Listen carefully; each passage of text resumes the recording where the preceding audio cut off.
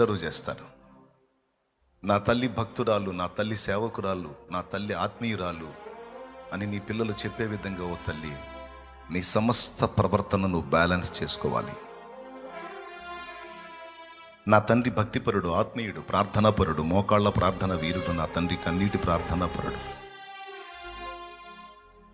ఇప్పటి వరకు నువ్వు అడ్డదిడ్డంగా బతికేవేమో, ఇక నుంచి నువ్వు మారి చూపించు నీ పిల్లలకి. నువ్వు చెప్పే పని లేదు, ఆటోమేటిక్గా నిన్ను బట్టి, నీ భక్తిని బట్టి, నీ ఆత్మీయతను బట్టి, నీ కన్నీటి ప్రార్థనను బట్టి, దేవుని ఎడల నీకున్న భయమును బట్టి, భక్తిని బట్టి ఆటోమేటిక్గా నీ పిల్లలు కంట్రోల్ అయి మార్పు చెందకపోతే అప్పుడు అడుగు.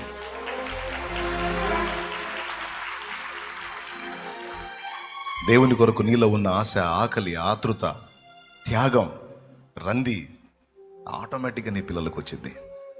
ఎందుకంటే వాళ్ళు నీ పిల్లలు నీకు దేవుడిచ్చిన సంతతి, అది నీ రక్తం. నీకు తెలియదు, అది నిన్ను ఫాలో అవుతుంటుంది.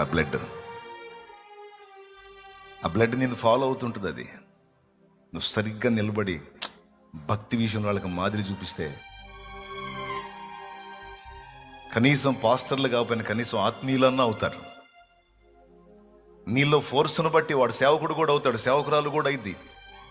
వేల మందిని ప్రభావితం చేసే యోధులు కాగలరు.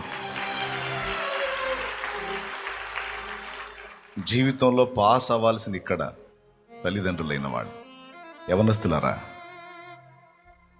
బ్రతకడానికి ఉద్యోగం అవసరం, చదువు అవసరం, ఏదో బ్రతుకు తెరువు విద్య నేర్చుకోవాల్సిందే, కాదని నేను అనను.